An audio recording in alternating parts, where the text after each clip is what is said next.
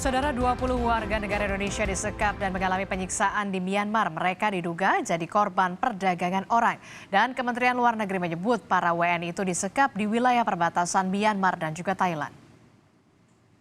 Terkait buat membantu pemulangan kami di sini, karena kami di sini sudah terpuruk. 20 WNI di Myanmar diduga menjadi korban tindak pidana perdagangan orang. Video amatir yang direkam salah satu WNI yang menjadi korban memperlihatkan puluhan WNI meminta bantuan pemerintah Indonesia untuk segera dievakuasi. Mereka mengaku disekap dan dianiaya. Salah satu keluarga korban mengaku kesulitan menghubungi anggota keluarganya yang menjadi korban perdagangan manusia di Myanmar. Salah satu keluarga korban mengaku kesulitan menghubungi anggota keluarganya yang menjadi korban perdagangan orang di Myanmar. Sampai dengan detik ini kira-kira ada 7 sampai seminggu lah kita udah nggak bisa komunikasi lagi dengan korban. Kemungkinan mereka disekap, udah disiksa, ada penyiksaan. Bahkan terakhir kita dapat konfirmasi dari anak-anak yang mana Miyawadi itu perusahaan itu bilang tidak ada bisa yang jemput kalian di sini. Bahkan Presiden Joko Widodo pun itu statementnya perusahaan kemarin yang terakhir. Data yang dihimpun Kompas TV menunjukkan para WNI itu berangkat dari Indonesia ke Myanmar pada Oktober 2022. Mereka dijanjikan pekerjaan sebagai customer service dengan gaji antara 12 hingga 25 juta rupiah per bulan.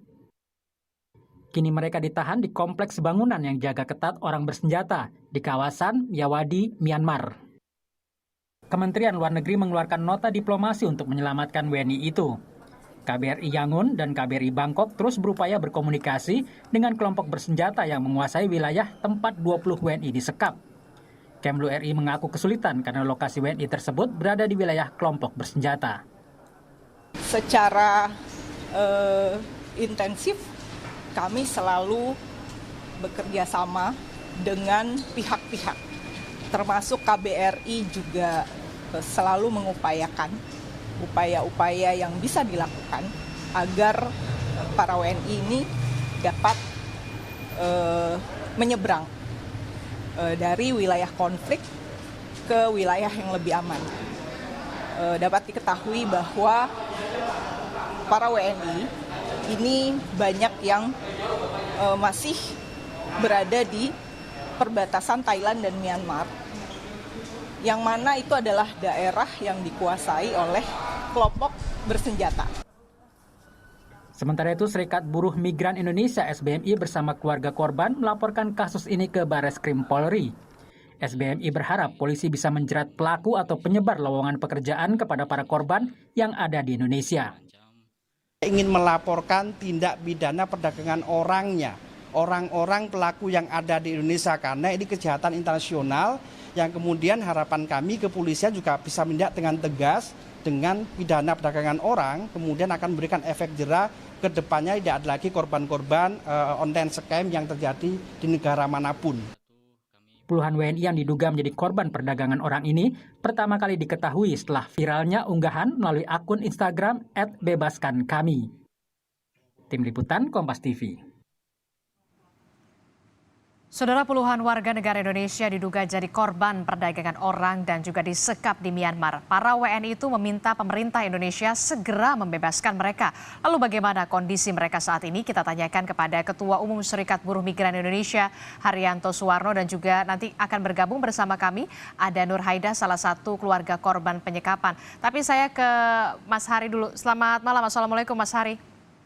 Selamat malam, waalaikumsalam warahmatullahi wabarakatuh. Mas Hari, ini kan ada video, kemudian pekerja migran kita ada 20 WNI, kita sempat meminta tolong begitu. Nah, kalau sampai saat ini sudah adakah kontak kepada salah satu pekerja migran kita di sana? Ya, sebetulnya sejak 8 bulan yang lalu, kami dengan keluarga korban yang di Indonesia intensif berkontak dengan korban yang di Myanmar. Tapi dalam kurun waktu 1 minggu terakhir, kami kehilangan kontak. Bahwa keluarga pun sampai hari ini pun juga belum bisa mengontak teman-teman yang ada di sana. Kami sangat khawatir soal itu karena penyekapan di sana semakin masif dan penyiksaan itu terakhir juga semakin masif dilakukan oleh teman-teman 20 warga negara Indonesia yang ada di Myanmar saat ini. Gitu ya. Oke, sampai akhirnya kemudian melaporkan ke pihak kepolisian begitu ya, Mas Arya? Ya, jadi kami melihat bahwa pola perekrutan dan penempatan online scam yang di Myanmar ini sama dengan pola-pola penempatan pekerja migran yang lainnya. Yaitu kami melihat dengan analisis Undang-Undang Perdagangan Orang TPPO nomor 21 tahun 2007 bahwa 3 unsur perdagangan orang itu terpenuhi, yaitu proses, cara, dan tujuan untuk dieksploitasi. Maka mau nggak mau ketika kita juga mengupayakan pemulangan dan mengevakuasi para korban yang di Myanmar, maka para pelaku perekrut yang di Indonesia juga tidak tegas oleh hukum. Kalau tidak ini akan terjadi persoalan-persoalan yang baru. Maka sebab itu kami melaporkan di kepolisian pada tanggal 2 Mei kemarin dan kami sudah mendapatkan LP berdasarkan dengan pasal 4 Undang-Undang 21 tahun 2007 tentang tindak pidana perdagangan orang. Oke, itu artinya sudah seminggu kemudian tidak ada kontak sama sekali, putus kontak. Nah, kalau dari penyalurnya di sini sendiri seperti apa? Ya, kalau penyalurnya kami lihat di sini adalah ada inisial A dan inisial B yang berada di wilayah Bekasi. Ini adalah kami melihat pada akhir-akhir bulan yang lalu masih menempatkan WNI ke negara yang sama. Ini kami rasa sangat darurat. Kalau nggak ditindak tegas, maka semakin banyak korban-korban yang ditempatkan ke negara-negara konflik seperti Myanmar. Oke, berarti masih memberangkatkan pekerja migran kita ke Myanmar sampai saat ini, begitu ya? Info terakhir karena kami sudah menemukan lokasi tempat penampungan, tempat-tempat yang dijadikan penampungan para WNI yang akan Itu di daerah mana, Mas Hari? kami katakan di daerah sekitar Bekasi. Oke, berarti di sekitar Bekasi itu ada tempat penampungan mereka. Nah, untuk memberangkatkan mereka, informasinya memang jalurnya ilegal melalui jalur tikus atau seperti apa? Ya, kalau kita melihat dari kacamata Undang-Undang 18 tahun 2017, teman-teman 20 korban dan yang lainnya ditempatkan secara unprosedural. Mereka ditempatkan secara mandiri tanpa menggunakan visa kerja, masuk ke wilayah Thailand terlebih dahulu, kemudian dimasukkan ke Myanmar. Karena oleh sebab itu penempatan yang saat ini terjadi oleh kawan-kawan ini bisa kami katakan adalah unprosedural, tidak sesuai dengan Undang-Undang Ketenagakerjaan yaitu Undang-Undang 18 tahun 2017 yang berlaku di Indonesia. Oke, itu artinya kemudian 20 WNI kita yang berada di Myanmar ini disalurkan melalui secara ilegal begitu ya. Nah, kalau koordinasi sendiri dari Kementerian Luar Negeri dalam hal ini seperti apa? Ya, kami melakukan banyak upaya, salah satunya adalah mendatangi Kementerian Luar Negeri, yaitu Direktorat Perlindungan Warga Negara Indonesia, Komnas HAM, Kepolisian. Kami mencoba untuk menggunakan Undang-Undang 37 tahun 1999 tentang hubungan luar negeri, tentunya di pasal 21 sangat tegas. Perwakilan Republik Indonesia mempunyai kewajiban untuk melakukan evakuasi ke tempat yang aman, bahkan dipulangkan ke negara asal biar negara apabila terjadi konflik, yaitu peperangan saudara, wabah, dan lain sebagainya. Betul.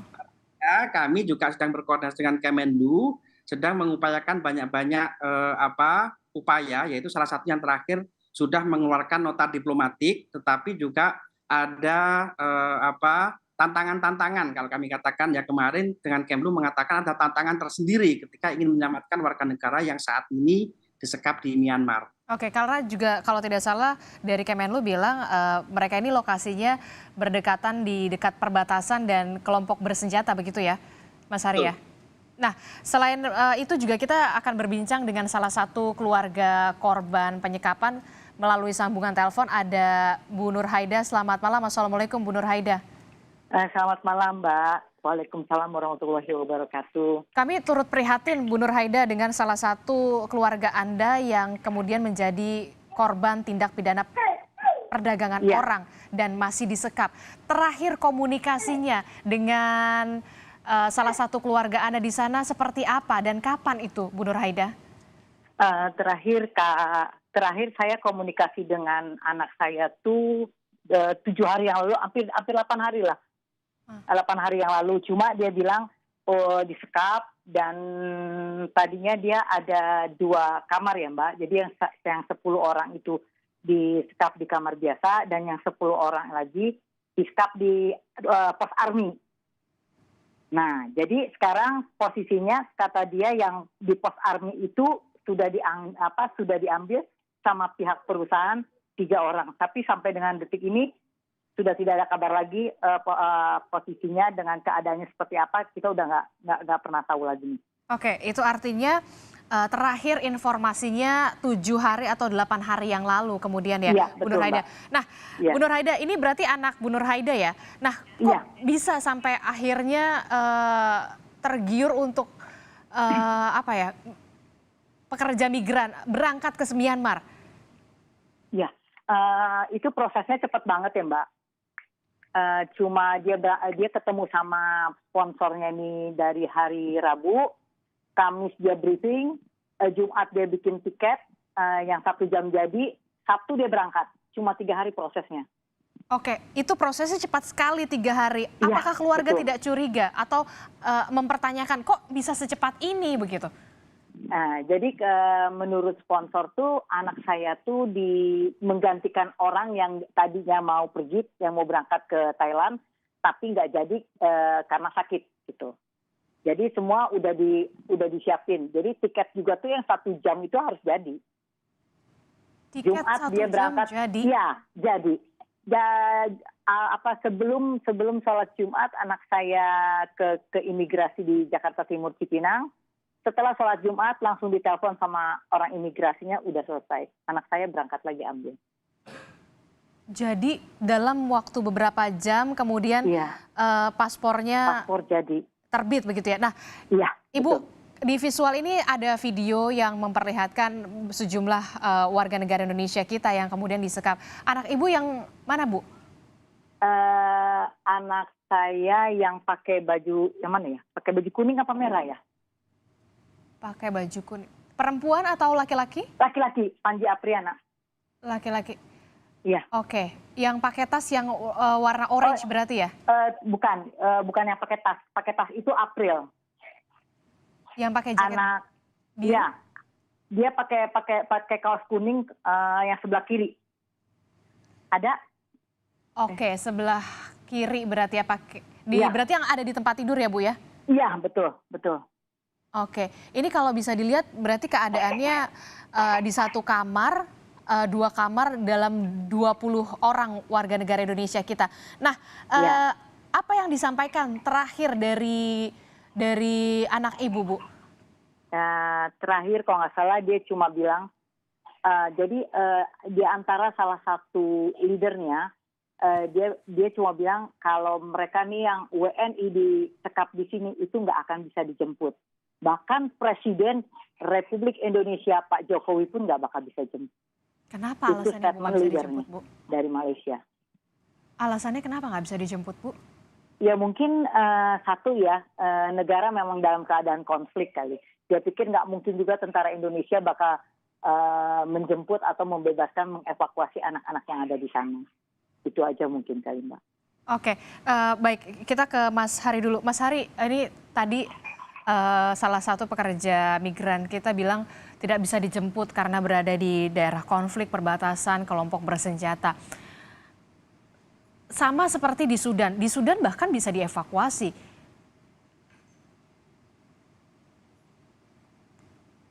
Mas Hari? Ya. Salah terdengar? Ya, tadi keluarga mengatakan bahwa salah satu anaknya ini menjadi korban pekerja TPPO di sana dan tidak bisa dijemput, bahkan sekaliber nantinya di Presiden Jokowi. Nah, kalau apa bedanya begitu? Kan kalau di Sudan juga dalam keadaan konflik begitu. Dan akhirnya mereka dievakuasi. Iya, jadi kalau kita lihat dalam pelindungan warga negara Indonesia, tentunya tidak ada perbedaan dimanapun mereka berada, gitu ya. Pertama kita ambil contoh ketika Ukraina, misalkan, kemudian Suriah, Irak, kemudian yang ada di Sudan, bahkan kemudian ada WNI yang disekap oleh Abu Sayyaf di Filipina pun, itu negara mempunyai kewenangan untuk melakukan penjemputan. Kami juga merasa aneh ketika di Myanmar ini selalu mengatakan bahwa otoritas di Myanmar pun tidak bisa masuk pada daerah konflik yang saat ini diduduki oleh warga negara Indonesia. Tetapi kami punya keyakinan bahwa Indonesia mempunyai undang-undang hubungan luar negeri yang sangat kuat, punya konvensi Wina secara internasional, tentunya nota-nota diplomasi yang saat ini sedang dikerjakan oleh pemerintah di dalam hal ini adalah Kementerian Luar Negeri, menjadi upaya diplomasi terhadap perlindungan warga negara Indonesia. Yang kedua, kalaupun memang kemudian situasinya darurat seperti apa yang disampaikan oleh Kementerian Luar Negeri bahwa otoritas nggak bisa masuk, ada kita mempunyai yang namanya badan-badan intelijen untuk melihat sejauh mana kekuatan perusahaan yang menempatkan mengerjakan warga negara Indonesia dengan negara, yaitu koordinasi dengan negara Indonesia dengan otoritas negara yang ada di Myanmar. Ini menjadi salah satu yang harus diupayakan oleh perwakilan kita, khususnya Kementerian Luar Negeri yang ada di Indonesia saat ini. Itu artinya ada beragam upaya yang memang harusnya bisa dilakukan oleh negara untuk membebaskan 20 warga negara Indonesia kita yang disekap di Myanmar. Nah, terakhir singkat saja Mas Hari. Ini prosesnya cepat sekali, 3 hari bahkan cepat sekali kalau misalkan kita bisa lihat. Nah, apa yang perlu diwaspadai dan juga diantisipasi supaya modus-modus iming-iming semacam ini tidak lagi bisa dilakukan?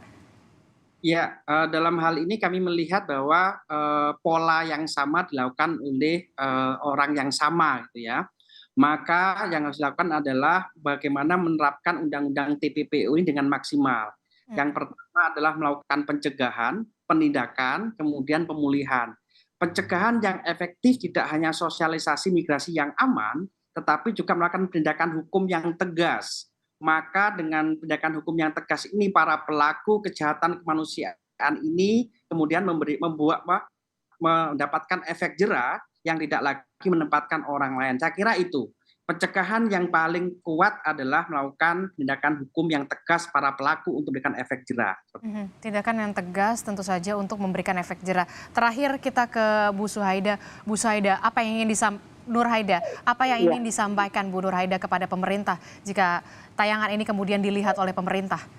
Ya, khususnya untuk Bapak Presiden Soeharto, Bapak Presiden Jokowi, seluruh instansi pemerintah, Kemlu, Komnas HAM, minta tolong, dengan sangat minta tolong WNI itu segera dievakuasi ya Mbak.